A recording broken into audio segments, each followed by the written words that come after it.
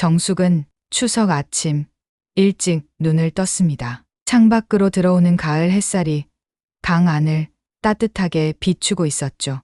달력에 붉은 동그라미로 표시된 추석 날짜가 눈에 들어왔어요. 이번 추석이 은퇴 후 맞는 첫 명절이었습니다. 침대에서 일어나 거실로 향하는 발걸음이 가벼웠어요. 30년간 초등학교 교사로 일하며 아이들에게 서예를 가르쳤던 기억이 문득 스쳐 지나갔습니다. 이제는 그 시간들이 참 멀게 느껴졌어요. 오늘은 아이들이 올 거야. 정숙은 혼잣말을 중얼거리며 부엌으로 향했습니다. 냉장고를 열어 며칠 전부터 준비해둔 명절 음식 재료들을 꺼내기 시작했어요. 아들 준호와 며느리 지원, 그리고 6살 손주 민우가 올 것을 생각하니 저절로 입가에 미소가 번졌습니다. 부엌 식탁 위에는 이미 전날 빚어둔 송편이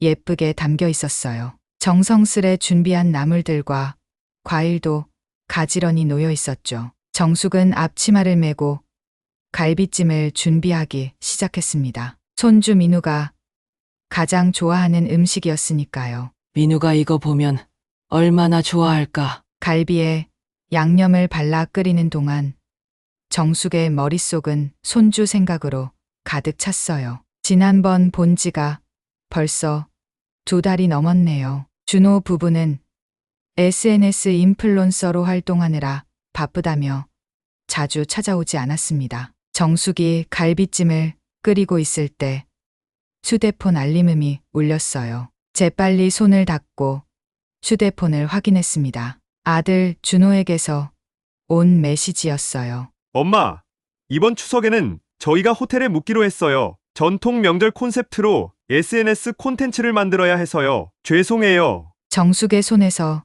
휴대폰이 미끄러질 뻔했어요. 가슴이 철렁 내려앉는 기분이었습니다. 모든 음식을 준비해 놓고 기다리고 있었는데 아들 가족은 호텔에 묵는다니. 뭐라고?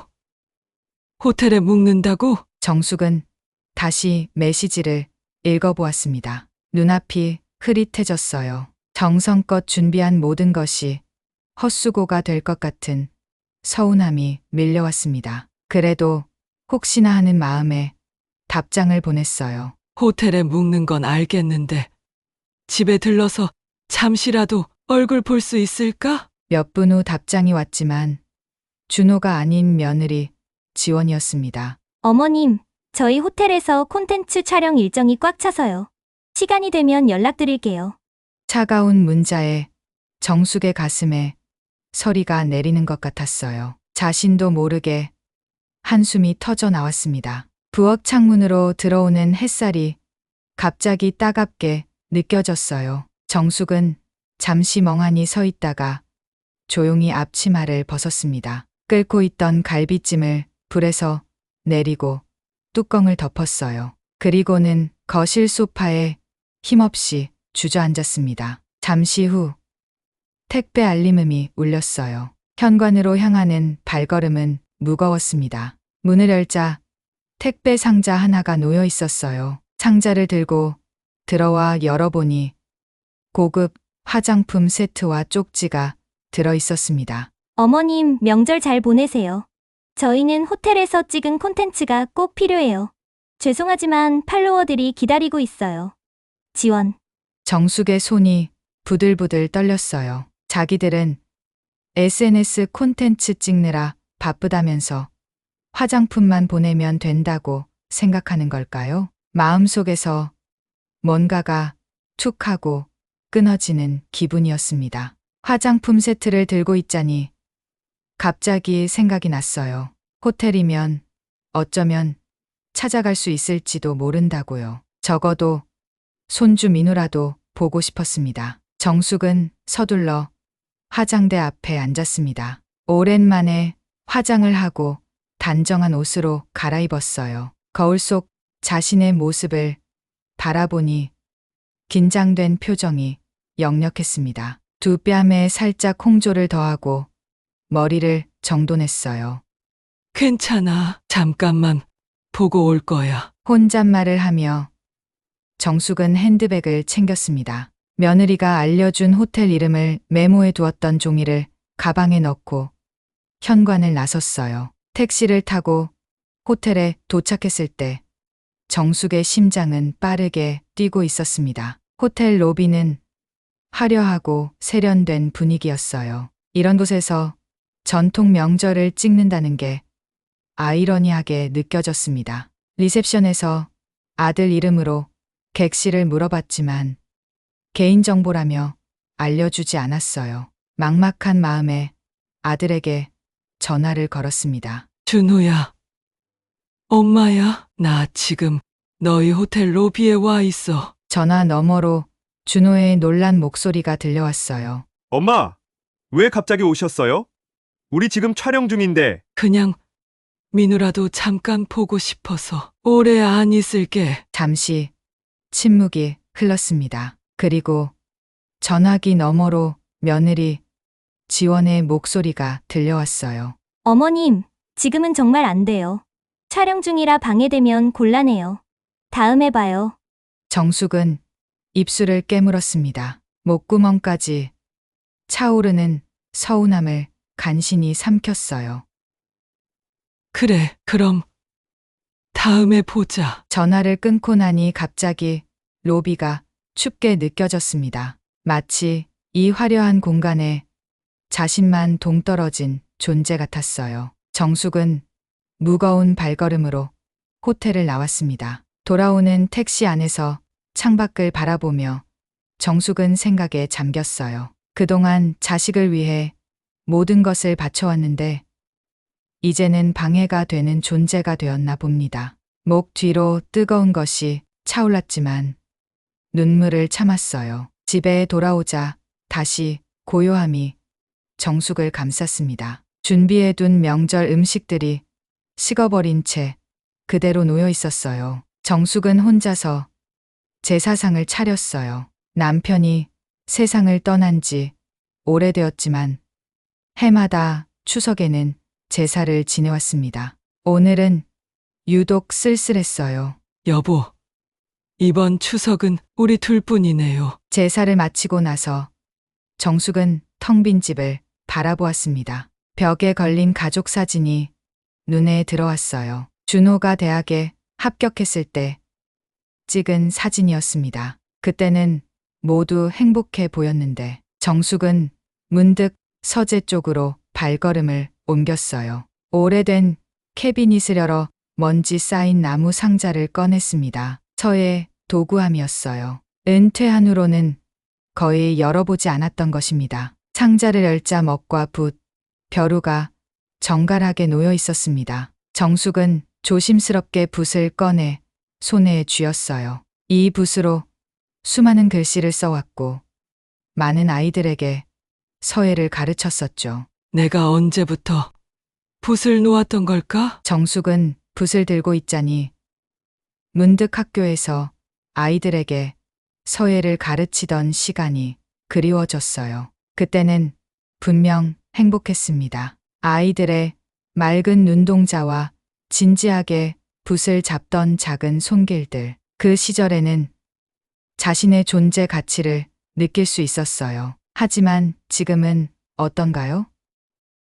은퇴한 노교사, SNS에 방해되는 구식 어머니, 그저 명절에 잠깐 기억나는 존재. 정숙의 눈에서 눈물이 흘러내렸습니다. 붓을 쥔 손이 떨렸어요. 그래도 덜컥거리는 마음을 진정시키려 숨을 깊게 들이마셨습니다. 벽에 걸린 시계가 저녁 6시를 알렸어요. 밖은 어느새 어둑해지고 있었습니다. 정숙은 천천히 서예의 도구함을 닫았어요. 그러다 문득 휴대폰이 울렸습니다. 혹시 준호일까 하는 기대감에 서둘러 확인했지만 사돈 현경숙의 전화였어요. 현경숙은 지원의 어머니로 항상 SNS에서 화려한 라이프 스타일을 자랑하는 분이었습니다. 안녕하세요. 사돈어른 추석 잘 보내고 계세요? 현경숙의 목소리는 언제나처럼 상냥했지만 어딘가 가식적으로 느껴졌어요. 네, 그저 그렇게요. 아이고, 우리 애들이 호텔에 있다면서요. 요즘 젊은 애들은 SNS가 중요하니까 이해해야죠. 사돈 어른도 좀 트렌디하게 변하셔야 해요. 저희 같은 구시대적인 취미보다는 요즘 젊은 사람들이 좋아하는 걸 배워보세요. 정숙의 가슴이 찌릿했습니다. 어떻게 자신의 서해를 알고 있는 걸까요? 분명 준호나 지원이 이야기했을 겁니다. 서예는 제가 평생 사랑해온 일이에요. 구시대적이라뇨. 아이고, 토라지지 마세요. 그냥 요즘 세상에 맞춰 살아야 한다는 거죠. 우리 지원이랑 준호가 인스타그램에서 팔로워가 10만 명이 넘어요. 그러니 이해해 주세요. 정숙은 더 이상 듣고 싶지 않았습니다. 억지로 미소를 지으며 전화를 끊었어요. 네, 알겠습니다. 즐거운 명절 보내세요. 전화를 끊자마자 정숙은 소파에 털썩 주저앉았습니다. 이제는 자신의 평생 취미까지 구시대적이라고 평가받는군요. 세상이 너무 빠르게 변해서 자신은 뒤처지고 있는 걸까요? 창밖으로 보이는 보름달이 유독 쓸쓸해 보였습니다. 정숙은 준비했던 음식들을 하나씩 냉장고에 넣었어요. 내일은 어떻게 다 처리해야 할지 막막했지만 지금은 그저 하루를 마무리하고 싶었습니다. 잠자리에 들기 전 정숙은 다시 한번 서예의 도구함을 바라보았어요. 서예는 그녀의 인생에서 큰 부분을 차지했습니다. 학생들에게 글씨를 가르치며 느꼈던 보람, 직접 쓴 작품으로 받았던 칭찬들. 난 아직 붓을 잡을 수 있어. 정숙은 작은 소리로 중얼거렸습니다. 그리고 오랜만에 붓을 손에 쥐고 먹을 갈았어요. 종이 위에 한 글자를 썼습니다. 참을 인. 오늘 하루 모든 서운함과 외로움을 담아 정숙은 그 한 글자를 또박또박 썼습니다. 붓끝에서 번지는 먹물처럼 그녀의 마음도 조금씩 번져가고 있었어요. 추석 연휴가 끝났지만 정숙의 마음속 허전함은 쉽게 가시지 않았어요. 매일 아침 눈을 뜨는 것조차 힘겨웠습니다. 텅 빈 집 안에서 혼자 먹는 밥은 더 이상 맛이 없었고 창밖으로 보이는 가을 하늘마저 우울하게 느껴졌죠. 부엌 식탁 위에는 아직도 추석 때 준비했던 음식들이 남아 있었어요. 갈비찜은 결국 냉동실로 들어갔고 송편은 굳어서 먹을 수도 없게 되었습니다. 정숙은 그것들을 바라보다가 한숨을 내쉬었어요. 버려야지. 쓰레기 봉투에 음식들을 담으면서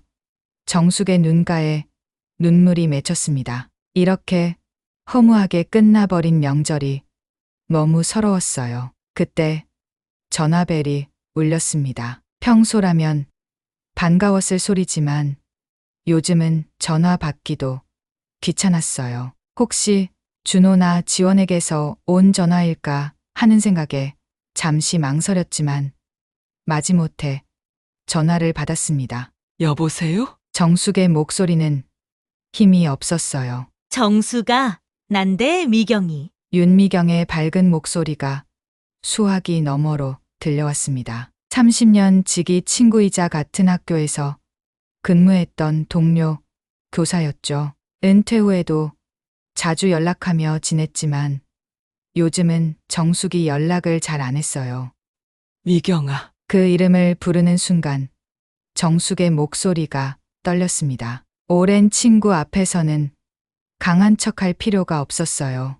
왜 그래? 목소리가 안 좋네. 추석 잘 보냈어? 미경의 물음에 정숙은 더 이상 참을 수 없었습니다. 그동안 참았던 서러움이 한꺼번에 터져 나왔어요. 아니, 잘못 보냈어. 정숙은 흐느끼며 추석날 있었던 일을 모두 털어놓았습니다. 아들 부부가 호텔에 묵으며 SNS 콘텐츠만 찍었던 일, 화장품 세트만 보내고 찾아오지 않은 일, 손주를 보러 갔다가 눈전박대 당한 일까지. 미경은 말없이 정숙의 이야기를 들어주었어요. 그리고 단호하게 말했습니다. 내가 지금 갈게 30분만 기다려. 전화가 끊기고 정확히 30분 후 초인종이 울렸어요. 문을 열자 미경이 두 손에 과일 봉지를 들고 서 있었습니다. 긴 회색 머리를 단정하게 묶은 미경이 얼굴에는 따뜻한 미소가 번졌어요. 야, 혼자 끙끙 앓지 말고 전화를 하지 그랬어. 미경은 들어오자마자 부엌으로 직행해 주전자에 물을 올렸습니다. 차를 내리는 동안 계속 말을 이어갔어요. 요즘 애들은 다 그래. 내 아들도 명절에 잠깐 얼굴만 비추고 가더라니까. SNS가 뭐 그리 중요한지. 미경의 위로가 따뜻했지만 정숙의 마음속 허전함은 쉽게 채워지지 않았어요. 한숨만 나왔습니다. 난 뭐가 잘못된 걸까?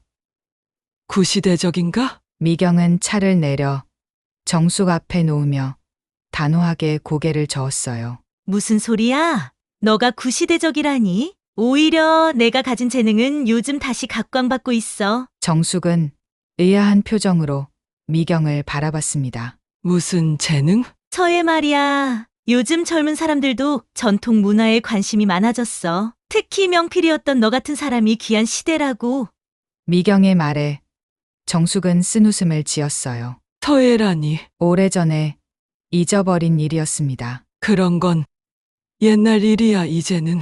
말을 끝맺지 못한 채 정숙의 시선이 벽에 걸린 액자로 향했어요. 자신이 쓴 경 글자가 담긴 작품이었습니다. 학교에서 마지막으로 전시했던 작품이었죠. 미경은 정숙의 시선을 따라 액자를 바라보았어요. 그리고는 일어나 가까이 다가가 감탄했습니다. 와, 여전히 아름답다. 이런 재능을 그냥 묻어두다니. 미경의 말에 정숙의 가슴이 살짝 떨렸어요. 오랫동안 잊고 있었던 감정이 스멀스멀 피어올랐습니다. 어디 다른 작품도 있어? 미경의 질문에 정숙은 조금 망설이다가 서재 쪽을 가리켰어요. 두 사람은 함께 서재로 향했습니다. 서재의 캐비닛을 열자 먼지 쌓인 서예 작품들이 가지런히 정리되어 있었어요. 미경은 하나하나 꺼내 살펴보며 연신 감탄했습니다. 와, 이건 정말 대단해. 어떻게 이런 필체를? 미경이 작품을 감상할 때마다 정숙의 얼굴에는 묘한 표정이 스쳐 지나갔어요. 부끄러움과 뿌듯함, 그리고 그리움이 뒤섞인 감정이었습니다. 너 학교에서 서예 가르칠 때가 생각나? 아이들이 너를 얼마나 좋아했는지 몰라. 미경의 말에 정숙은 잠시 추억에 잠겼어요. 교실에서 아이들과 함께 붓을 들고 글씨를 쓰던 시간들. 그때는 분명 행복했습니다. 그래. 좋은 시간이었지. 정숙의 목소리에는 살짝 생기가 돌았어요. 미경은 그 변화를 놓치지 않았습니다. 내가 다니는 문화센터가 있는데 거기 서예랑 전통 미술 강좌가 있어. 같이 가볼래? 정숙은 순간 당황했어요. 몸이 움츠러들었습니다. 아니.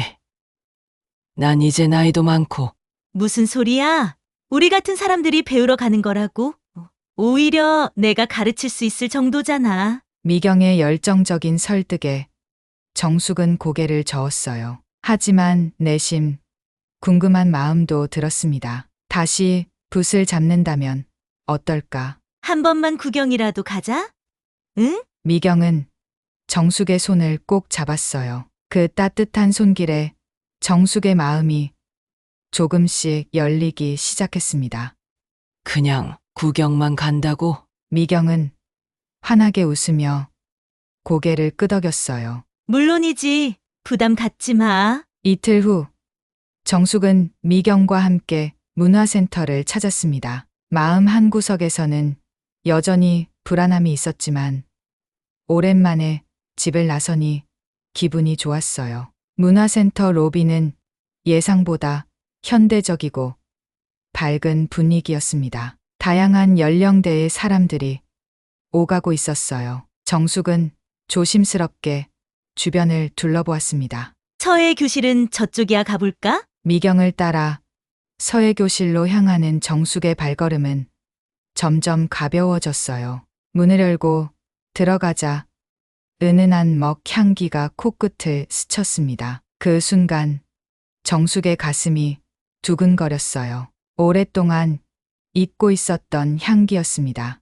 교실 안에는 여러 연령대의 수강생들이 각자 붓을 들고 집중하고 있었어요. 선생님으로 보이는 중년 남성이 학생들 사이를 돌아다니며 지도하고 있었습니다. 어서 오세요. 선생님이 두 사람을 발견하고 반갑게 인사했어요. 미경이 간단히 소개를 했습니다. 안녕하세요. 제 친구가 서예에 관심이 있어서 데려왔어요. 구경만 좀 해도 될까요? 물론이죠. 편하게 보세요. 정숙은 조용히 교실 한쪽에 서서 수업을 지켜보았어요. 학생들이 붓을 잡는 모습, 먹물이 한지에 번지는 모습, 모든 것이 낯설면서도 익숙했습니다. 수업이 끝나고 학생들이 하나둘 나가자 선생님이 다가왔어요. 처음 오셨네요. 서예를 배워보신 적 있으세요? 미경이 대신 대답했습니다. 있어요. 이분은 30년 동안 초등학교에서 서예를 가르치셨어요. 명필이세요? 정숙은 얼굴이 화끈거렸어요. 미경의 과한 소개가 부끄러웠습니다. 아, 그러시군요. 혹시 한번 써보실래요? 선생님은 빈 책상을 가리키며 권했어요. 정숙은 잠시 망설였지만 미경의 등 떠밀기에 결국 책상 앞에 앉았습니다. 붓을 손에 쥐는 순간 묘한 감정이 정숙을 감쌌어요. 오랜 친구를 만난 것 같은 느낌이었습니다. 손이 저절로 움직이기 시작했어요. 천천히 먹을 묻히고 한지 위에 붓을 내렸습니다. 심 글자가 술술 써내려갔어요. 마음심. 정숙의 붓끝에서 흘러나온 글자는 힘있으면서도 부드러웠습니다. 선생님은 정숙의 글씨를 보더니 놀란 표정을 지었어요. 와, 대단하시네요. 어디서 배우셨어요? 정숙은 조심스럽게 자신의 이야기를 털어놓았습니다. 어릴 때부터 서예를 좋아했고 대학에서 전통 서예를 전공했으며 교사가 되어 아이들에게 서예를 가르쳤던 이야기까지. 선생님은 정숙의 이야기를 들으며 계속 고개를 끄덕였어요. 그리고 뜻밖의 제안을 했습니다. 선생님, 혹시 우리 문화센터에서 특별 초빙 강사로 수업을 함께 해보시지 않겠어요? 요즘 서예에 관심 있는 사람들이 많아지고 있거든요. 정숙은 놀라서 나를 잊지 못했어요. 특별 초빙 강사라니. 저는 그렇게 대단한 사람이 아닙니다. 선생님은 웃으며 고개를 저었습니다. 겸손하실 필요 없어요. 선생님의 필체는 정말 훌륭합니다. 특히 어린이 서예 강좌가 있는데 선생님처럼 교육 경험이 풍부하신 분이 필요해요. 미경이 정숙의 어깨를 토닥였어요. 봐, 내가 뭘 했어? 내 재능은 묻어두기엔 너무 아까운 거라고. 정숙은 여전히 망설였습니다. 내면에서는 무언가 꿈틀거리는 느낌이 들었지만 한편으로는 두려움도 컸어요. 생각해 볼게요. 집으로 돌아오는 길, 미경은 계속해서 정숙을 격려했습니다. 너 글씨 쓸 때 표정은 정말 행복해 보였어. 오랜만에 그런 표정 봤다? 정숙은 조용히 미경의 말을 들었어요. 사실 오늘 붓을 잡았을 때 느낀 감정은 말로 표현하기 어려웠습니다. 마치 오래된 친구를 다시 만난 것 같은, 그리고 잃어버렸던 자신의 일부를 되찾은 것 같은 기분이었어요. 미경은 정숙의 집 앞에 도착해서 진지한 표정으로 말했습니다. 정수가 이제는 내 인생을 살아봐. 자식 때문에 상처받고 웅크리지 말고 내가 좋아하는 걸 해. 서예는 내가 가장 행복해하는 일이잖아.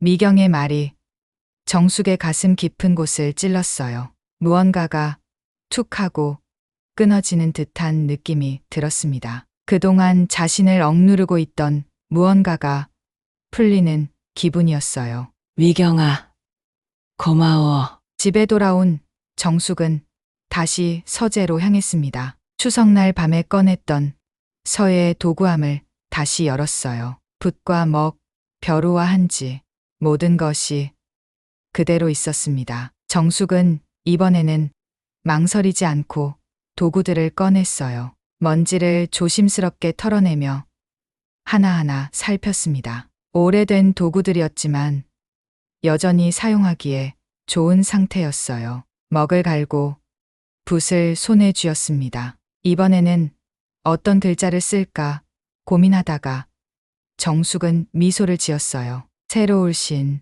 정숙의 붓끝에서 힘있게 써내려간 한 글자. 새로운 시작을 알리는 글자였습니다. 그녀의 인생에도 이제 새로운 장이 펼쳐지려 하고 있었어요. 문화센터 서예 교실 앞에선 정숙은 가슴이 두근거렸어요. 오늘은 특별 초빙 강사로서 첫 수업을 하는 날이었죠. 문 앞에서 한참을 서성이던 정숙은 깊은 숨을 들이마셨습니다. 할 수 있어. 이건 처음 하는 일이 아니야. 스스로를 다독이며 교실 문을 열었어요. 안에는 이미 10명 남짓한 수강생들이 자리에 앉아 있었습니다. 다양한 연령대의 사람들이 모여 있었죠. 중년 여성부터 대학생으로 보이는 젊은이들까지 모두가 정숙을 향해 호기심 어린 시선을 보냈어요. 정숙은 떨리는 목소리로 인사를 건넸습니다. 안녕하세요. 오늘부터 여러분과 함께 서예를 공부할 선생님입니다. 수강생들이 반갑게 인사를 건넸어요. 첫날이라 그런지 다들 약간은 어색한 분위기였습니다. 정숙은 천천히 준비해온 서예 도구들을 꺼내기 시작했어요. 서예는 단순히 글자를 예쁘게 쓰는 것이 아니라 마음을 담는 과정입니다. 붓을 들어올리는 순간 정숙의 손 떨림이 멈췄어요. 30년 동안 아이들을 가르쳤던 교사로서의 경험이 자연스럽게 몸에서 흘러나왔습니다. 먹을 갈고 붓에 먹물을 묻히는 과정을 보여주는 정숙의 손놀림은 정확하고 우아했어요. 먼저 바른 자세를 잡는 것이 중요합니다. 그리고 붓을 쥐는 방법을 알아볼까요? 정숙의 목소리에는 자신감이 실렸어요. 수강생들은 정숙의 시범을 집중해서 지켜봤습니다. 1시간이 금세 지나갔어요. 처음 붓을 잡아보는 사람들도 있었지만 정숙은 차분하게 한 명 한 명 지도했습니다. 선생님, 정말 대단하세요. 붙잡는 법만 배웠는데도 달라지네요. 중년 여성이 감탄했어요. 다른 수강생들도 고개를 끄덕이며 동의했습니다. 정숙의 가슴에 따뜻한 기운이 번졌어요. 오랜만에 느껴보는 보람이었습니다. 수업이 끝난 후 문화센터 담당자가 다가왔어요. 선생님, 첫 수업이 아주 성공적이었어요. 벌써 다음 수업에 대한 문의가 들어오고 있답니다. 정숙은 조금 놀랐습니다. 그저 첫 수업을 무사히 마친 것만으로도 안도했는데 이런 반응이 있을 줄은 몰랐어요. 특히 어린이 서예 강좌 요청이 많아요. 선생님이 교사 출신이시라고 하니 부모님들의 관심이 큰 것 같아요.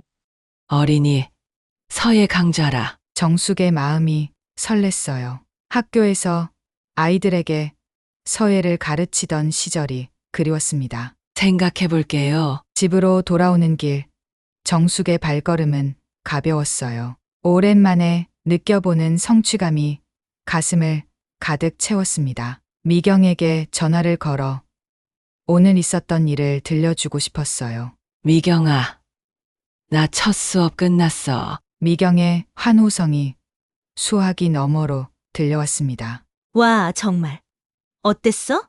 재미있었어? 응. 생각보다 좋았어. 아직 서툴지만 뭔가 다시 살아있는 느낌이야.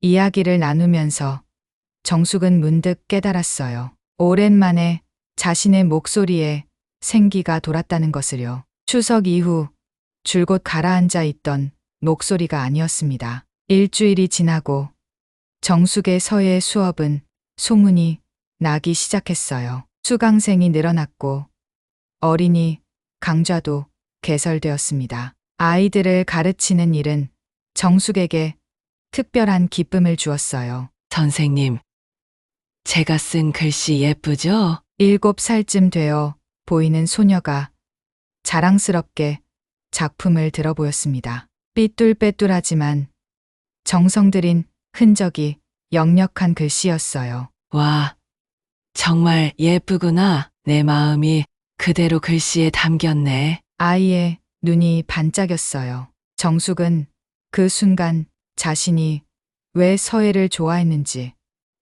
왜 교사가 되었는지를 다시 한번 느꼈습니다. 정숙은 수업 외에도 자신만의 작품 활동을 시작했어요. 전통 서예에 자신의 감성을 담아 현대적인 스타일로 발전시키기 시작했습니다. 한문과 한글을 섞어 쓰고 간혹 그림을 곁들이기도 했어요. 자신만의 작품 세계가 점점 형성되어 갔습니다. 그러던 어느 날 문화센터 게시판에 눈에 띄는 공고가 붙었어요. 제10회 지역 서예 대회라는 제목이었습니다.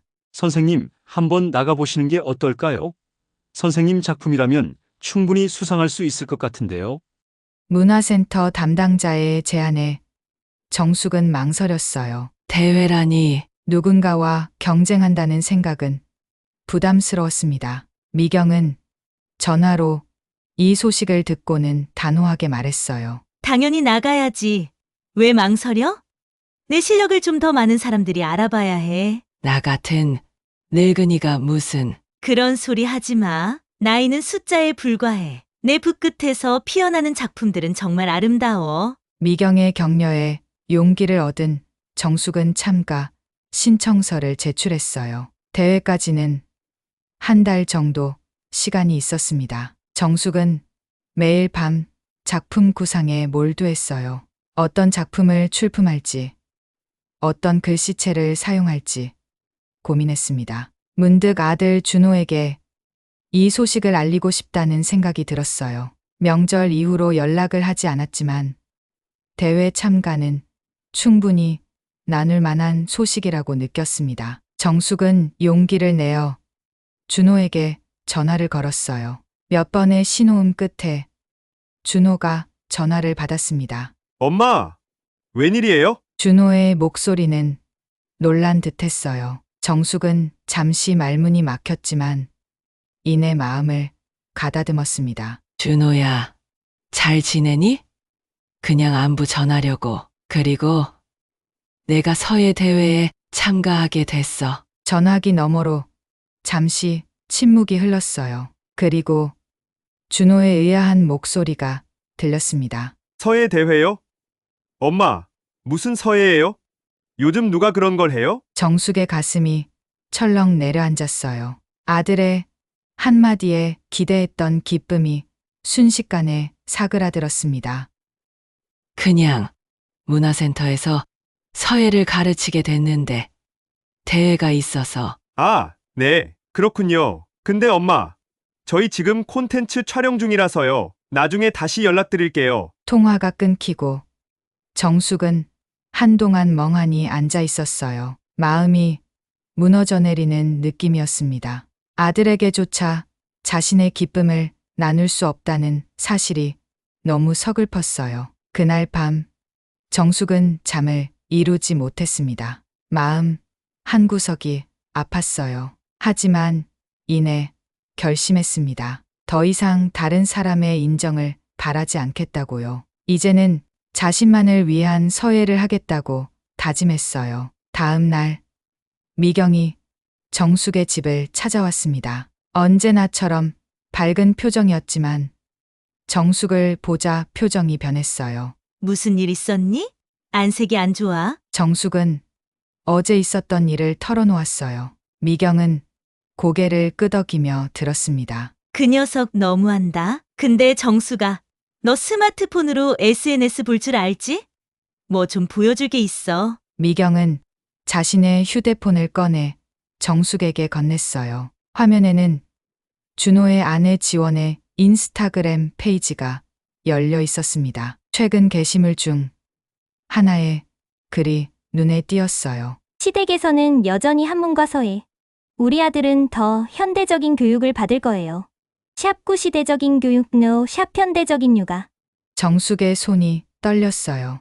눈앞이 캄캄해졌습니다. 자신의 열정을 이렇게까지 폄하당할 줄은 몰랐어요. 가슴 깊은 곳에서 뭔가가 툭 하고 끊어지는 느낌이 들었습니다. 너무 마음 상하지 마. 저 사람들은 보여주기식 삶에 갇혀 있는 거야. 내 진짜 가치를 모르는 거지. 미경의 위로에 정숙은 고개를 끄덕였어요. 눈물은 났지만 이번에는 다른 종류의 감정이 함께 솟아올랐습니다. 분노, 그리고 의지였어요. 괜찮아. 나는 내 길을 갈 거야. 정숙의 목소리에는 단호함이 묻어났습니다. 더 이상 가족의 인정을 바라지 않기로 했어요. 오직 자신을 위한 서예, 자신이 사랑하는 일에 집중하기로 했습니다. 그날부터 정숙은 대회 준비에 더욱 몰두했어요.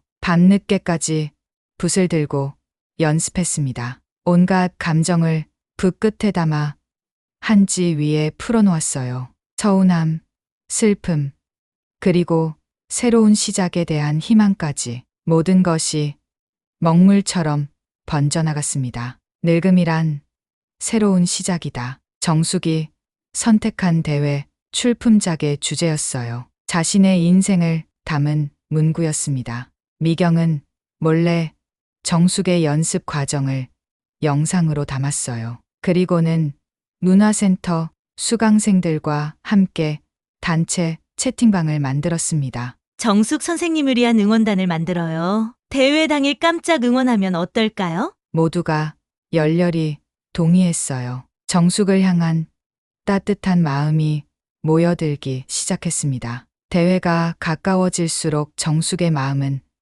더욱 단단해졌어요. 이제는 아들이나 며느리의 시선을 신경 쓰지 않았습니다. 오직 자신의 작품에만 집중했어요. 내 인생의 새로운 장이 시작되고 있어. 정숙은 밤하늘의 별을 바라보며 중얼거렸습니다. 그녀의 붓끝에서 피어나는 것은 단순한 글씨가 아니었어요. 그것은 65년 인생의 모든 경험과 감정이 담긴 정숙만의 예술이었습니다. 정숙은 서예 대회 당일 아침 손이 떨릴 정도로 긴장했습니다. 거울 앞에서 옷매무새를 다듬는데 심장이 마구 뛰었어요. 도대체 무슨 생각으로 이런 대회에 나가겠다고 했을까요? 65세의 은퇴교사가 젊은 서예가들 사이에서 경쟁한다는 것이 갑자기 우스꽝스럽게 느껴졌습니다. 내가 무슨 꿈을 꾸고 있었던 거지. 정숙은 한숨을 내쉬며 서예 도구가 담긴 가방을 들었습니다. 그때 초인종 소리가 들렸어요. 문을 열자 미경이 환한 미소를 지으며 서 있었습니다. 오랜 친구는 정숙의 불안한 표정을 단번에 알아챘어요. 야, 정수가 무슨 시험 보러 가는 고등학생 같은 표정이야? 우리 같은 나이에 새로운 도전을 하는 것 자체가 이미 성공이라고. 미경의 말에 정숙은 살짝 웃음을 지었습니다. 친구의 존재만으로도 마음이 한결 가벼워졌어요. 대회장 근처에 도착했을 때 예상치 못한 광경이 펼쳐졌습니다. 문화센터 수강생들이 손팻말을 들고 서 있었어요. 정숙 선생님 화이팅! 우리의 서예 여왕님! 같은 문구들이 적혀 있었습니다. 이게 다 뭐야? 정숙은 놀라서 눈을 크게 떴어요. 미경이 장난기 가득한 미소를 지었습니다. 깜짝 응원단. 내가 몰래 준비했어. 우리 정수기가 얼마나 대단한지 모두에게 보여줄 차례야. 가슴 속에서 따뜻한 감정이 물결쳤습니다. 30년 교직 생활을 하며 늘 남을 응원하고 가르치기만 했던 정숙은 이렇게 누군가에게 응원받는 경험이 생소했어요. 눈시울이 뜨거워졌습니다. 고마워. 정말 고마워. 대회장 안은 긴장감으로 가득했습니다. 참가자들 대부분이 정숙보다 훨씬 젊었어요. 몇몇은 정숙을 힐끔거리며 의아한 표정을 지었습니다. 저 나이에 무슨 대회에 참가하시나? 하는 시선이 느껴졌죠. 하지만 정숙은 더 이상 주눅들지 않기로 했습니다. 평생 글씨를 써왔고 수많은 아이들에게 서예를 가르쳤어요. 이건 그저 또 다른 수업일 뿐이라고 스스로를 다독였습니다. 붓을 손에 쥐는 순간 모든 불안이 사라졌어요. 붓 끝에서 흘러나오는 먹물처럼 정숙의 마음도 평온하게 종이 위로 흘러내렸습니다. 그동안 쌓아온 경험과 기술, 그리고 그녀만의 독특한 감성이 한 획 한 획에 담겨갔어요. 정숙은 전통 서예의 기본을 지키면서도 자신만의 현대적 감각을 더했습니다. 엄격한 규칙 속에서도 자유로운 영혼이 느껴지는, 마치 오래된 나무가 새 봄을 맞아 꽃을 피우는 듯한 작품이었어요. 시간이 어떻게 흘렀는지 모를 정도로 집중했습니다. 마지막 획을 그었을 때 정숙은 비로소 주변을 둘러볼 수 있었어요. 놀랍게도 몇몇 심사위원들이 그녀의 작품에 눈길을 주고 있었습니다. 저분이 누구시죠? 한 심사위원이 다른 사람에게 물었어요. 전통과 현대를 이렇게 자연스럽게 조화시키다니. 결과 발표 시간. 정숙은 그저 참가한 것만으로도 만족한다고 스스로를 위로하고 있었습니다. 대상 발표 순간이 다가왔어요. 이번 대회 대상은 김정숙 님입니다. 정숙의 귀에 믿기지 않는 소리가 들렸어요. 주변에서 박수 소리가 터져 나왔지만 그녀는 그 자리에 얼어붙었습니다. 미경이 달려와 그녀의 등을 밀었어요. 야, 너 대상이래? 어서 가봐. 떨리는 다리로 단상에 올라가 상장을 받는 순간 정숙의 눈에서 눈물이 흘렀습니다. 65년 인생에서 이렇게 많은 사람들 앞에서 박수를 받아본 적이 없었어요. 축하드립니다. 선생님의 작품은 깊은 내공과 창의성이 조화를 이룬 걸작입니다. 심사위원장이 정숙의 손을 따뜻하게 잡았습니다. 특히 전통적인 기법과 현대적 감성을 이렇게 자연스럽게 융합한 작품은 오랜만에 보는 신선한 충격이었어요. 정숙은 마이크 앞에서 간단히 소감을 말했습니다. 30년간 아이들에게 서예를 가르치며 살았지만 정작 제 작품으로 인정받는 것은 처음입니다. 65세에 새로운 시작을 할 수 있다는 것, 늦게 피는 꽃도 꽃이라는 것을 모든 분들에게 전하고 싶어요. 그날 저녁 지역 신문 기자가 정숙을 인터뷰했습니다. 다음 날 아침 은퇴교사의 화려한 컴백 65세에 찾은 서예의 새로운 봄이라는 제목의 기사가 실렸어요. 기사에는 정숙의 서예 인생과 함께 그녀의 작품 사진이 크게 실렸습니다. 놀랍게도 이 기사는 SNS를 통해 빠르게 퍼져나갔어요. 인생 이막의 아름다움, 늦게 피는 꽃의 우아함이라는 해시태그와 함께 많은 사람들이 정숙의 이야기를 공유했습니다. 그리고 예상치 못하게 정숙의 휴대폰이 울렸어요. 며느리 서지원이었습니다. 어머님, 신문 기사 봤어요. 정말 대단하세요. 서지원의 목소리에는 평소에 없던 애교가 담겨 있었어요. 정숙은 순간 어떻게 반응해야 할지 몰랐습니다. 고맙다. 어머님, 사실은 제안이 있어서요. 요즘 전통 문화가 젊은 층에서도 트렌드로 떠오르고 있거든요. 어머님의 서예 이야기가 SNS에서도 화제가 되고 있어요. 저희 채널에 함께 콘텐츠 찍어볼까요? 인플루언서의 시어머니, 서예 대가로 변신 이런 주제면 폭발적인 반응이 있을 것 같아요. 정숙은 잠시 말을 잊었습니다. 며느리의 제안은 달콤했지만 무언가 잘못된 느낌이 들었어요. 추석에 그녀를 홀로 두고 호텔에서 전통 명절 콘텐츠를 찍던 며느리가 떠올랐습니다. 심호흡을 한 후 정숙은 차분하게 대답했어요. 얘야, 난 하고 싶지 않구나. 내 서예는 보여주기 위한 것이 아니라 얘 자신을 위한 거란다. SNS 인기나 화제보다는 진정으로 서예를 사랑하는 사람들과 함께하고 싶단다. 전화 너머로 잠시 침묵이 흘렀습니다. 서지원은 예상치 못한 거절에 당황한 듯했어요. 아, 네. 알겠습니다. 하지만 언제든지 마음이 바뀌시면 연락주세요. 정숙은 전화를 끊고 깊은 숨을 내쉬었습니다. 예전의 정숙이었다면 며느리의 제안에 기뻐하며 받아들였을 거예요. 하지만 이제는 달랐습니다. 그녀는 자신의 가치를 알았고 진정으로 원하는 것이 무엇인지 분명해졌어요. 다음 날 문화센터 관장이 정숙을 불렀습니다. 정숙 선생님, 축하드립니다. 선생님의 성공 소식이 퍼지면서 서예 수업에 대한 문의가 폭주하고 있어요.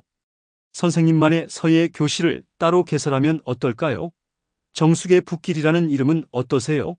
정숙은 놀라움에 말을 잇지 못했어요. 관장은 계속해서 말했습니다. 특히 어린이들을 위한 서예 프로그램에 대한 요청이 많아요. 선생님은 30년간 아이들을 가르치셨으니 이보다 더 완벽한 조합은 없을 것 같아요. 가슴이 따뜻해졌습니다. 평생 교단에서 아이들에게 글씨를 가르쳤던 그녀의 경험이 새로운 형태로 빛을 발하게 된 거죠. 네, 정말 좋은 제안이네요. 정숙의 붓길, 마음에 들어요. 그날 저녁 정숙은 서예 도구를 정리하며 자신의 변화를 느꼈습니다. 몇 개월 전만 해도 추석날 혼자 눈물 흘리던 외로운 은퇴 교사였는데 이제는 자신만의 서예 교실을 갖게 될 예정이었어요. 붓을 들고 새 화선지에 글을 쓰기 시작했습니다. 늦게 피는 꽃이 더 오래 아름답다. 먹물이 종이에 번지듯 정숙의 새로운 인생도 천천히 그러나 확실하게 퍼져나가고 있었습니다. 정숙의 붓길 서예교실이 문을 연 지 3달이 지났습니다. 처음에는 작은 공간에서 시작했지만 이제는 문화센터에서 가장 인기 있는 강좌가 되었어요. 정숙은 매일 아침 교실 문을 열 때마다 가슴이 벅차올랐습니다. 이런 날이 올 거라고는 상상도 못했으니까요. 특히 어린이 서예교실은 대기자 명단이 길게 이어질 정도로 인기가 높았습니다. 아이들은 정숙의 부드러운 지도 방식에 금세 마음을 열었어요. 30년간의 교직 경험이 빛을 발하는 순간이었죠. 선생님, 저 이거 맞게 썼나요? 작은 여자아이가 붓으로 쓴 하늘이라는 글자를 보여주었습니다. 글자는 삐뚤빼뚤했지만 정숙은 아이의 눈에서 반짝이는 호기심을 놓치지 않았어요. 와, 정말 잘 썼네.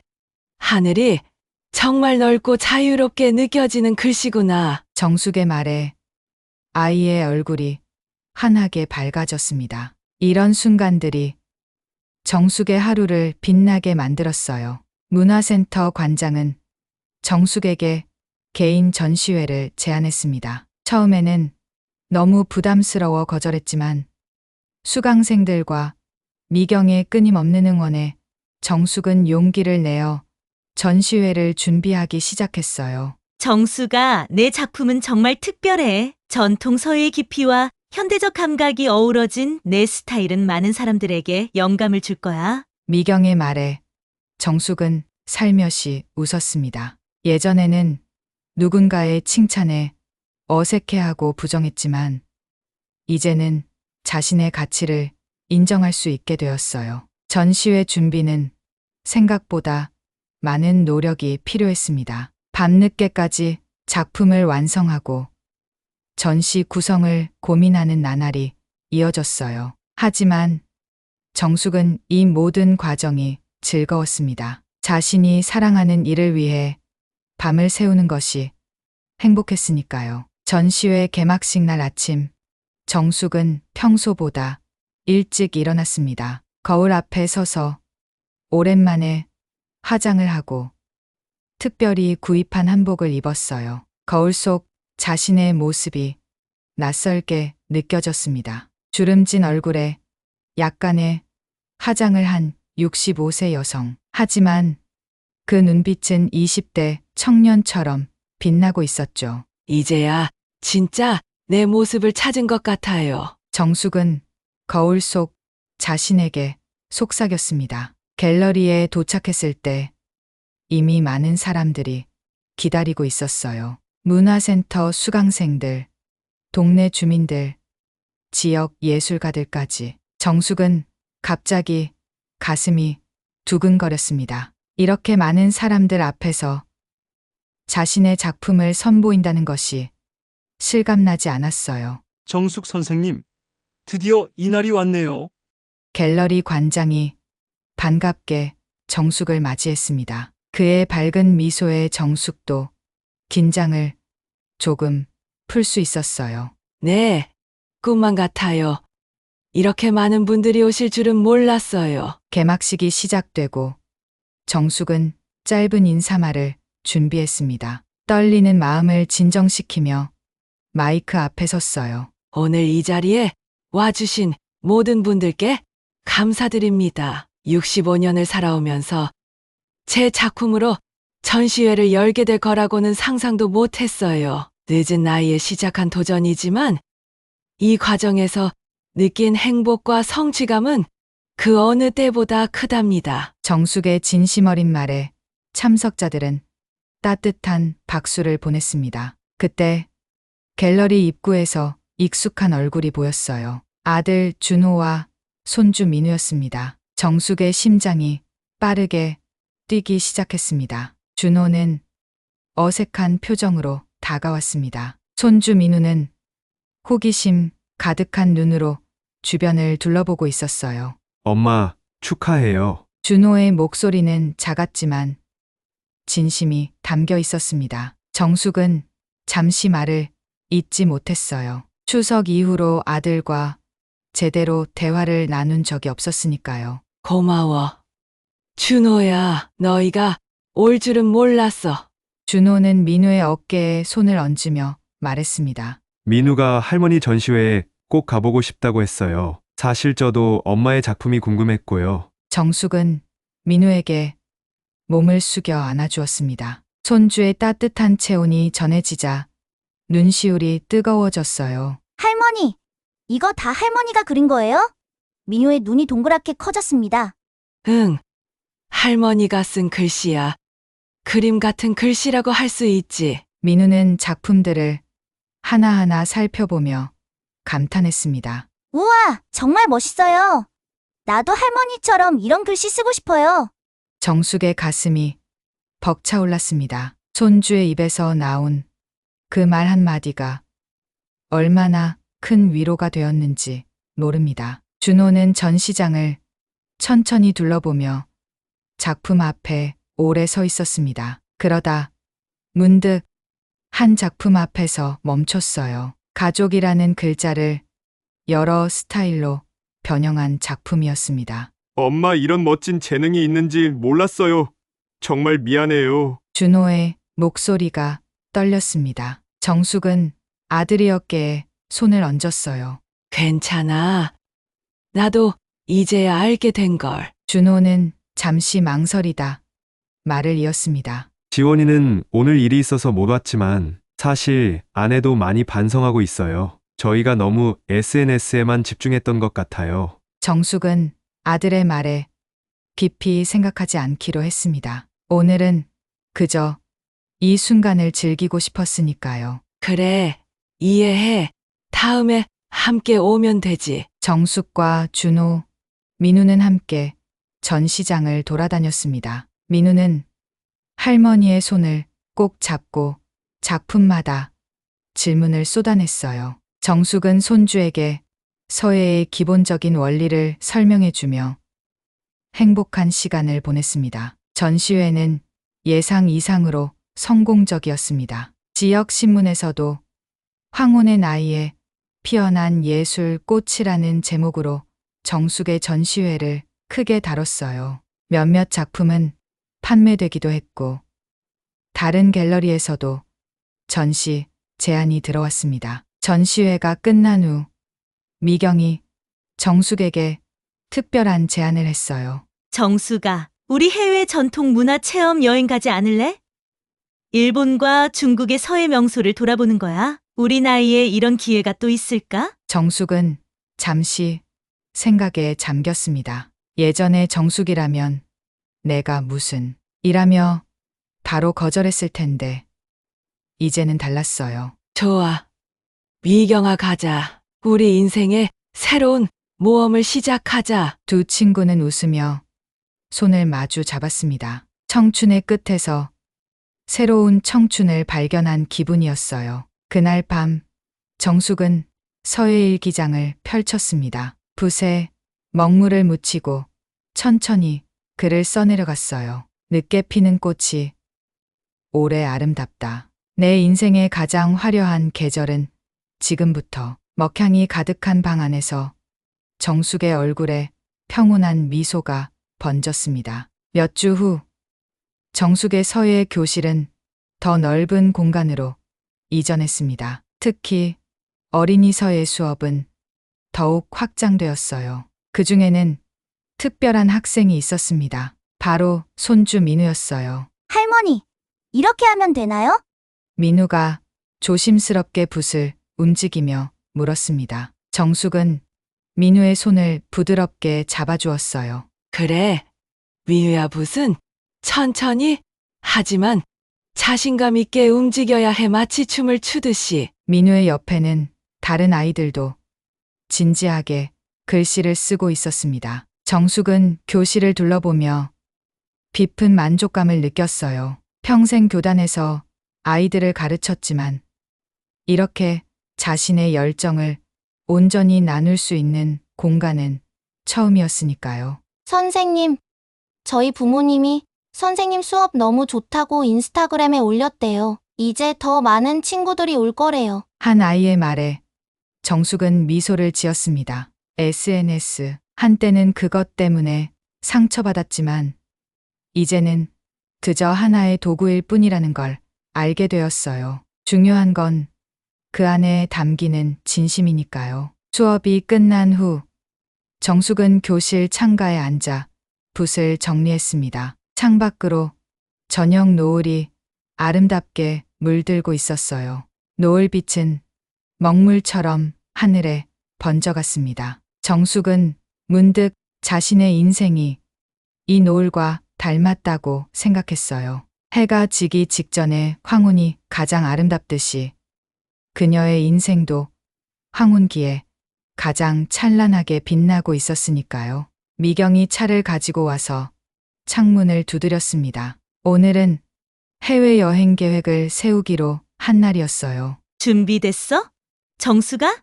우리의 새로운 모험을 위해. 정숙은 붓을 정리하고 가방을 들었습니다. 그녀의 얼굴에는 자신감 넘치는 미소가 번졌어요. 그럼 언제나 준비됐지. 내 인생의 진짜 여정은 이제부터니까. 정숙은 교실에 불을 끄기 전 마지막으로 한 번 더 돌아보았습니다. 이곳에서 그녀는 새로운 삶을 찾았고 잊고 있던 자신의 가치를 되찾았어요. 그리고 무엇보다 진정한 행복이 무엇인지 깨달았습니다. 65년의 인생. 이제야 비로소 정숙은 자신만의 붓으로 자신만의 이야기를 써내려가고 있었습니다. 먹향 가득한 황혼의 아름다움 속에서